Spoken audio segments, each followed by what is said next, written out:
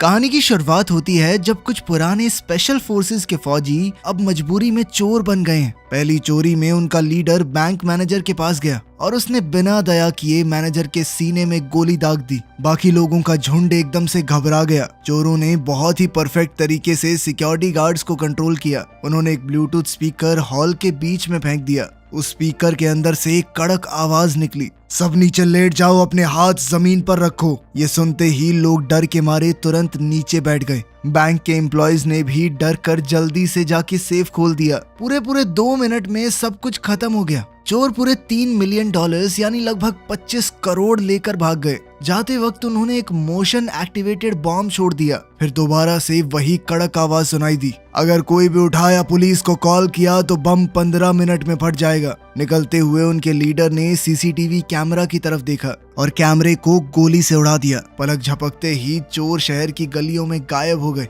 FBI को crime के 25 minute बाद रिपोर्ट मिली। सीन पर सिर्फ एक ही हिंट था, बॉम्ब पर लगा हुआ एक फिंगरप्रिंट, उसके अलावा और कोई सबूत नहीं। सेक्रेटरी जॉनथन समझ नहीं पाया कि इतनी आसानी से चोरी हो गई। उसके बाद भी चोरों ने बैंक मैनेजर को क्यों मार दिया? क्या इसके पीछे कोई बड़ा राज है? ये जानने के लिए जॉनथन सबूत ढूंढने निकला, पर उसके साथी ने बताया कि पुलिस बम ले जा चुकी है। पुलिस इस मामले में क्यों पड़ रही है ये देखकर वो चिढ़ गया। गुस्से में वो पुलिस स्टेशन गया पुलिस चीफ ब्रायन को ढूंढने के लिए और उससे सीधा पूछा कि ये FBI का केस है, इसमें टांग क्यों अड़ा रहे हो तुम, और जो भी सबूत मिले हैं उन्हें मेरे हवाले कर दो। ये सब सुनकर ब्रायन थोड़ा घबरा गया। उसने बताया कि फिंगरप्रिंट जेम्स नाम के एक आदमी का है जो पहले स्पेशल फोर्सेस में था। आज से करीब 5 साल पहले जेम्स और उसकी टीम ने कॉलेज के कुछ स्टूडेंट्स को किडनैप करके फिरौती की मांग की और फिर जब टाइम पे पैसे नहीं मिले तो सबको मार दिया। फिर फौज की एक दूसरी यूनिट गई और उन सभी बागी कमांडोज को मौत के घाट उतारा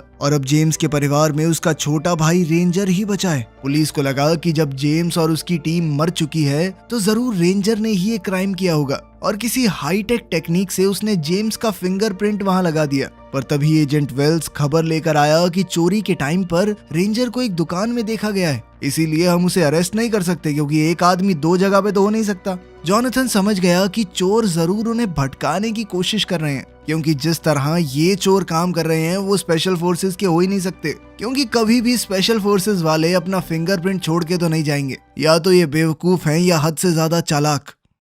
एजेंट्स इस केस की छानबीन कर ही रहे थे, तभी फिर से एक दूसरी चोरी हो गई। इस बार चोरों ने बैंक मैनेजर के घर वालों की जान लेने की धमकी देकर उससे बैंक का सेफ खुलवाया था। मैनेजर ने ईयरपीस पहना और बैंक के अंदर गया। मैनेजर ने डर के मारे सब लोगों को ब्रेकफास्ट करने भेज दिया और फिर तिजोरी खोली। काम होता देखकर चोर बैंक की तरफ बढ़े और जैसे ही चोर बैंक में घुसे उनका सामना एक फीमेल एम्प्लॉय से हो गया जो वहां से जा ही रही थी। डर के मारे वो अलार्म बजाने जा ही रही थी पर मैनेजर ने उसे रोक दिया। चोर ने फिर से स्पीकर से वही आवाज चलाई और पूरे बैंक को अपने कंट्रोल में ले लिया, पर इस बार उन्होंने पैसे नहीं बल्कि सेफ में रखे हुए कुछ डॉक्यूमेंट्स लिए। और सबसे अजीब बात तो ये थी कि उन्होंने घायल गार्ड को भी ठीक करवा दिया। उस फीमेल एम्प्लॉय से उसकी मरहम पट्टी करवा दी। इससे लग रहा था कि वो बिना बात लोगों को नहीं मारते, तो फिर पहली चोरी में मैनेजर को क्यों मारा? थोड़ी देर बाद ही जवाब मिल गया। बारिश में तीसरा मैनेजर ऑफिस जाने वाला है, तभी एक चोर ने उसकी गाड़ी का दरवाजा खोला,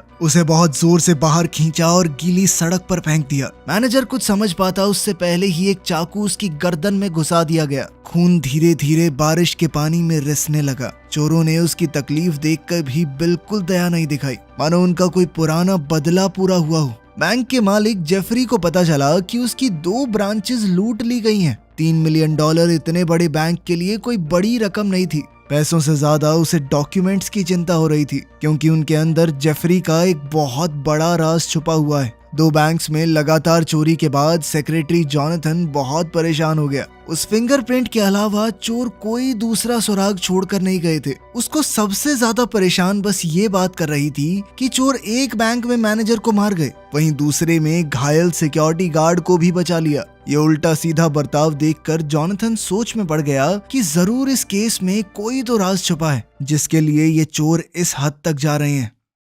इसके बाद जॉनथन ने बचे हुए बैंक मैनेजर से पूछताछ की। उसे लगा नहीं था कि मैनेजर कुछ खास बता पाएगा, पर मैनेजर ने एक नया सुराग दे दिया। जॉनथन ने पूछा कि क्या बैंक का मालिक जेफरी यहाँ अक्सर आता है। मैनेजर ने बताया कि जेफरी एक बहुत ही अमीर आदमी है। उसके नाम पर देश भर में लगभग 3000 बैंक की ब्रांचेज हैं। उसके पास इन छोटी मोटी ब्रांचेज में आने का टाइम नहीं है। हमारी सबसे बड़ी ब्रांच में भी वो साल में शायद 1 या 2 बार जा पाता है, तो इतनी छोटी ब्रांच में आना बिल्कुल भी नॉर्मल नहीं है। पर अजीब बात ये थी कि जेफरी हर रोज इस छोटी ब्रांच में आ रहा था, वो भी बिल्कुल क्लोजिंग टाइम पे। वो खुद तिजोरी को चेक भी करता। ये सुनकर जॉनथन को तुरंत लगा कि इसमें कुछ तो गड़बड़ है। फिर एक कलीग ने हिला देने वाली खबर दी। चोरी किए गए नोटों का सीरियल नंबर ट्रैक करने से पता चला कि वो $3 मिलियन किसी चैरिटी को दान कर दिए गए हैं। इतनी बड़ी जानकारी पुलिस चीफ ब्रायन ने फिर से जॉनथन को नहीं बताई। जॉनथन को इस बात पर बहुत गुस्सा आया। उसने नए एजेंट वेल्स को ब्रायन के साथ मिलकर इन्वेस्टिगेशन करने का ऑर्डर दिया। टेक्निकल डिपार्टमेंट ने एक गोली के ऊपर मिले फिंगरप्रिंट से कंफर्म किया कि ये भी जेम्स का ही है। जॉनथन सोच में पड़ गया कि एक मरा हुआ आदमी जिंदा कैसे हो गया, लेकिन अब तो दोनों जगहों पर ऐसी चीजें मिली हैं जिसमें जेम्स के फिंगरप्रिंट हैं। अब वो सोच में पड़ गया कि उस पुराने किडनैपिंग वाले केस में जरूर कुछ बात होगी। साथ ही जॉनथन ने अपने एक साथी से कहा कि जेफरी के ऊपर अच्छे से नजर रखो और इसका कच्चा चिट्ठा निकालो पूरा। अगले दिन बैंक मैनेजर के फ्यूनरल पर जेफरी भी वहां पहुंच गया और उसके साथ ही उस एरिया का नेता भी। तो छोटी ब्रांचेस के मैनेजर्स की मौत पर इतने बड़े लोगों का आ जाना बहुत अजीब है। जॉनथन के साथ ही स्टॉकवेल ने ये पूरी बात उसे बताई। इस तरह की चीजें देखकर जॉनथन का शक बढ़ने लगा। वहीं ब्रायन मजबूरी में वेल्स के साथ इन्वेस्टिगेट कर रहा था। उन्हें एक गवाह मिल गया, ज्वेलरी शॉप का सिक्योरिटी गार्ड। उसकी आदत थी कि अगर कुछ गड़बड़ लगे तो वो गाड़ियों का नंबर नोट कर लेता था। उसने चोरों की गाड़ी का नंबर नोट कर लिया था और चेक करने पर पता चला कि ये गाड़ी रेंजर की है। इसके बाद ब्रायन ने तुरंत ऑर्डर दिए कि रेंजर को पकड़ लो। इसी वक्त हेडक्वार्टर्स में जॉनथन को एक अजीब सी फाइल मिली। उसने सोचा कि ये कोई इन्वेस्टिगेशन रिपोर्ट होगी, लेकिन उसके अंदर कुछ फोटोज निकली। ये फोटो उस एरिया के नेता और जेफरी की थी। वो दोनों काफी करीबी दोस्त लग रहे थे। फोटो साफ साफ चोरों ने ही भेजा था। इन सारे सुरागों को जोड़कर जॉनथन ने फैसला किया कि उसे जेफरी से सीधी बात करनी होगी। अगले दिन वो बैंक हेडक्वार्टर्स गया और जेफरी से मिला। उसने जेफरी के मरे हुए छोटे भाई का जिक्र किया, जो कि पुरानी किडनैपिंग का विक्टिम था। उसे ही स्पेशल फोर्सेस की उस टीम ने किडनैप किया था और इस सब में उसकी जान भी चली गई थी। जॉनथन के सवालों पर जेफरी बिल्कुल शांत रहा, कोई रिएक्शन नहीं दिया। पर फिर जॉनथन ने एक और सीधा सवाल पूछा, जो डॉक्यूमेंट चोरी हुए उनके अंदर क्या था? ये सुनकर जेफरी का चेहरा लाल हो गया। ये देखते ही जॉनथन समझ गया कि जेफरी का उस छोटी ब्रांच में जाना कोई फॉर्मेलिटी नहीं थी। खैर, जेफरी ने गुस्से में सिक्योरिटी बुलाकर जॉनथन को हेडक्वार्टर से बाहर निकलवा दिया। इस वक्त चोरों ने अपना तीसरा ऑपरेशन शुरू कर दिया। इस बार उनका सीधा टारगेट हेडक्वार्टर्स ही है। चोर बहुत तेजी से काम कर रहे हैं। हर आदमी का रोल एकदम साफ है। उन्होंने जल्दी ही बैंक की मेन लॉबी को पार कर लिया। अंदर सिक्योरिटी काफी टाइट है, कस्टमर्स का रश है, पर चोर बिल्कुल सही तालमेल के साथ घुस गए। वो केबल्स का इस्तेमाल करके मेन एरिया में घुसना चाहते थे। उसी वक्त जॉनथन को जेफरी के गार्ड हेडक्वार्टर से बाहर ले जा रहे थे। उसने चोरों को देखते ही जल्दी से सबको नीचे लेट जाने को कहा। लोग पैनिक में चिल्लाने लगे, इधर उधर भागने लगे। चोरों ने मौका देखकर एक सिक्योरिटी गार्ड को पकड़ लिया। तभी जेफरी भी सामने आ गया। FBI की तरफ से तुरंत गोलीबारी शुरू हो गई। एक गोली गलती से सिक्योरिटी गार्ड को लग गई। जॉनथन ने भी फायरिंग करके एक चोर को घायल कर दिया। लग ऐसा रहा था कि वो घायल हुआ चोर मर गया, पर जब एक सिक्योरिटी गार्ड दूसरे चोर से लड़ने लगा, तभी अचानक से मरा हुआ चोर उठ खड़ा हुआ और उसने हमला कर दिया।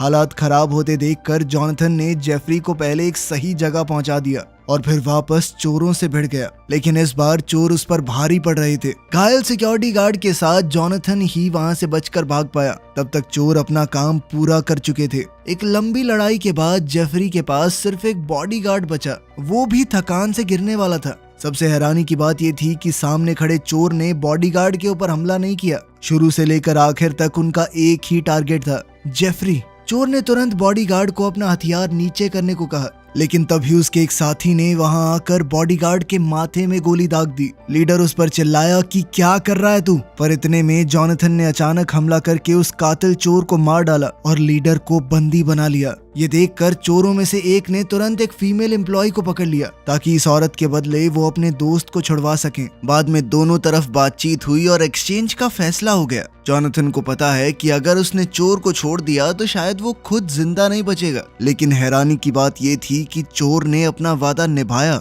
उसने जॉनथन को छोड़ दिया और अपने साथियों से कहा कि गोली मत चलाना। फिर सारे चोर बहुत जल्दी वहां से निकल गए। FBI ने पूरे क्राइम सीन को पूरी तरह सील कर दिया और मरे हुए चोर के शरीर से कोई सुराग ढूंढने की कोशिश की, लेकिन उन्हें कुछ भी नहीं मिला। बाद में टेक्निकल टीम ने बॉडी चेक की तो पता चला कि फिंगरप्रिंट्स तो मिटे हुए हैं और उस आदमी के सारे दांत तक निकाल दिए गए थे ताकि उसकी पहचान कभी ना हो सके। ये चोर बहुत सटीक तरीके से काम करते थे। ये देखकर अब एजेंट्स को भी लग रहा था कि शायद ये लोग पुराने स्पेशल फोर्सेस के ही बंदे हैं। इसी दौरान ब्रायन को एक कॉल आया। उसके ऑफिसर ने बताया कि रेंजर मिल गया है। ब्रायन और वेल्स तुरंत उस जगह पहुंच गए, लेकिन कमरे के अंदर उन्हें सिर्फ रेंजर की भाभी मार्था मिली। उसने बताया कि जेम्स की मौत के बाद जब भी रेंजर मिलने आता है वो उसके घर कुछ पैसे देकर जाता है ताकि बच्चों का गुजारा हो सके। ब्रायन को लगा कि यहाँ से कुछ नहीं मिलेगा। तभी उसे एक और रिपोर्ट मिली कि रेंजर एक पुराने घर में देखा गया है, शायद वहीं पे बाकी चोर भी छुपे हों।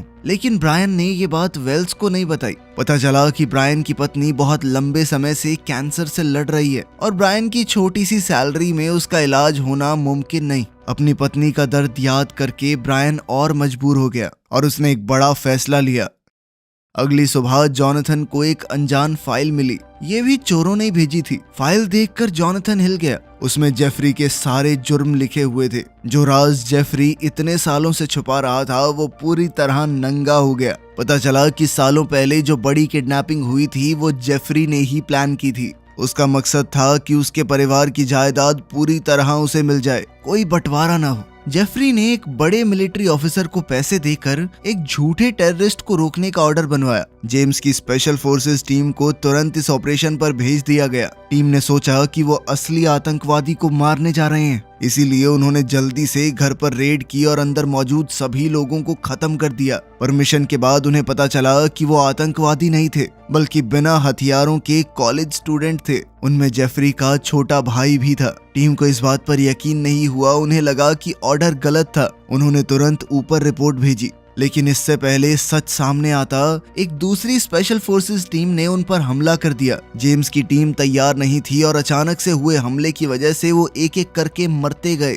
जेफरी के भाई के मरने के बाद पूरी जायदाद उस अकेले को मिल गई। उसने फौज के कुछ अफसरों को बहुत सारे पैसे खिलाकर जेम्स और उसकी टीम को गद्दार घोषित करवा दिया ताकि उसका क्राइम छुप जाए। अपने प्लान को परफेक्ट बनाने के लिए जेफरी ने पहले ही जेम्स की टीम के 3 आदमियों को खरीद लिया था। 2 वो बैंक मैनेजर्स थे जो चोरों ने बाद में मार दिए और तीसरा वो नेता जो जेम्स के अंतिम संस्कार पर आया था। इन तीनों ने मिशन वाले दिन कुछ ना कुछ बहाना लगा के छुट्टी ले ली और बाद में अपने ही साथियों के खिलाफ गवाही दी। जेम्स की टीम के खत्म होने के बाद जेफरी ने इन तीनों को अपनी टीम में लिया। एक को नेता बना दिया और 2 को बैंकिंग सिस्टम में डालकर मैनेजर। इसीलिए इन तीनों का रिश्ता इतना गहरा था। जेफरी को लगा था कि उसका राज जिंदगी भर दबा रहेगा। वो इतने समय से एक अमीर और ताकत भरी जिंदगी जीता रहा, लेकिन ये पक्का करने के लिए कि उसके साथ ही उसे धोखा ना दें, उसने सबूत छुपा कर रखे थे जो अगर सामने आए तो सब पकड़े जाएंगे।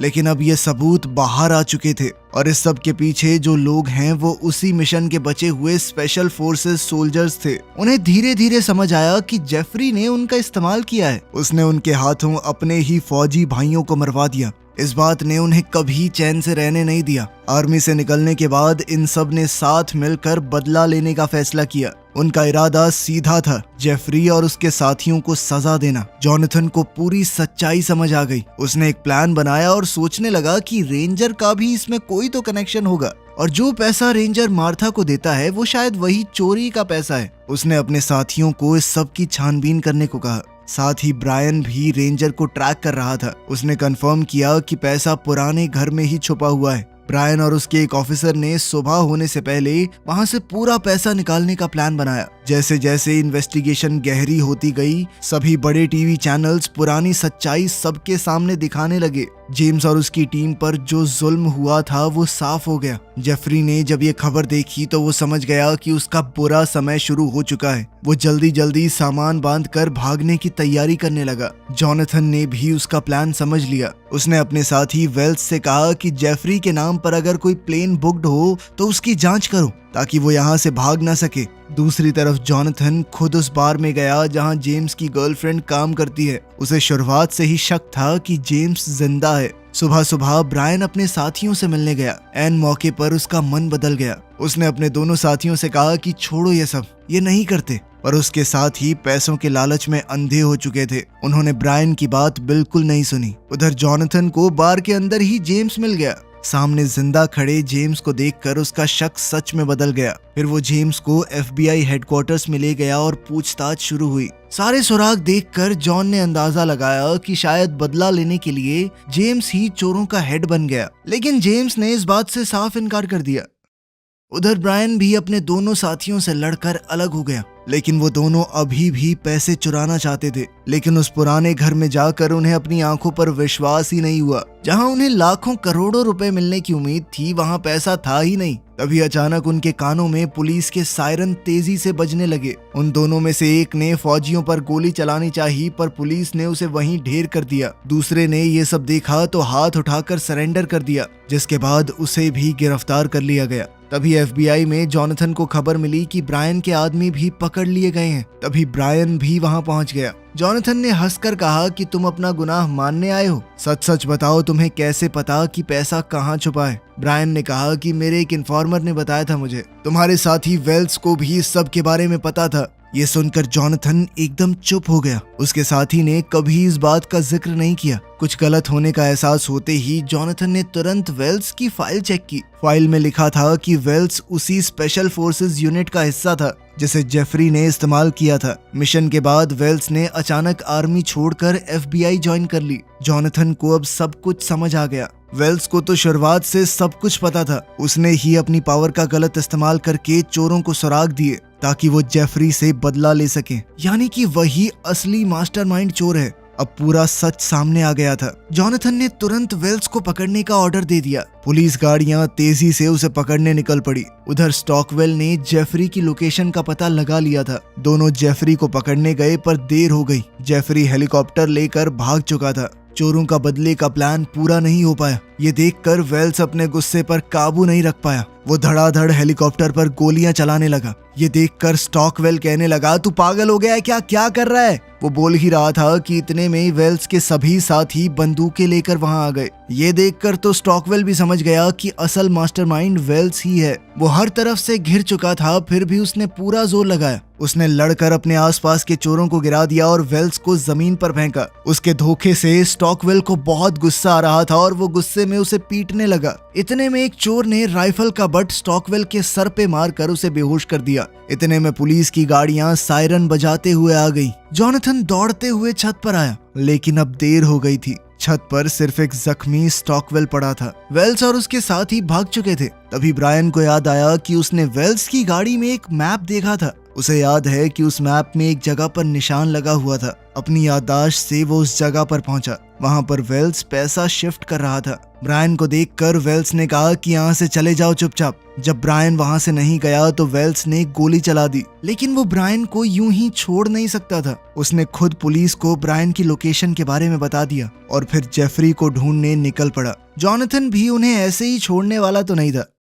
कुछ महीने बाद उन्हें मेक्सिको में जेफरी का पता लग गया। जॉनथन को यकीन था कि वेल्स भी यहीं होगा। वो अकेला ही उसे ढूंढने निकल पड़ा। जब दोनों दोबारा मिले तो जॉनथन की आंखों में वेल्स के लिए दया, गुस्सा, दर्द सब कुछ मिला हुआ था। वेल्स ने जॉनथन को बताया कि इतने सालों से हम अंदर ही अंदर मर रहे थे। उस मिशन वाले वक्त मुझे लगा था कि कुछ तो गड़बड़ है, लेकिन एक फौजी को अपना दिमाग बंद करके सीधा ऑर्डर्स फॉलो करने पड़ते हैं, यही हमारा फर्ज है। लेकिन उस दिन की हुई गलती ने मुझे कभी चैन से सोने तक नहीं दिया। जब उनका मिशन आगे बढ़ा तो वेल्स के दिल का डर और ज्यादा बढ़ गया। आखिर में सिर्फ जेम्स जिंदा बचा था। जेम्स की आंखों में डर देखकर वेल्स को पूरी तरह यकीन हो गया कि उसका शक बिल्कुल सही था। उन सब को ऊपर वाले लोगों ने इस्तेमाल किया था। सच जानने के बाद वेल्स और उसके साथियों ने जेम्स की लाश उठाने का नाटक किया और कम से कम उसे बचा लिया। लेकिन बेचारे जेम्स के पास जिंदा रहकर भी बचा क्या, वो अपनी पहचान तक खो बैठा। जो आदमी अपने देश के लिए जान देने को तैयार था,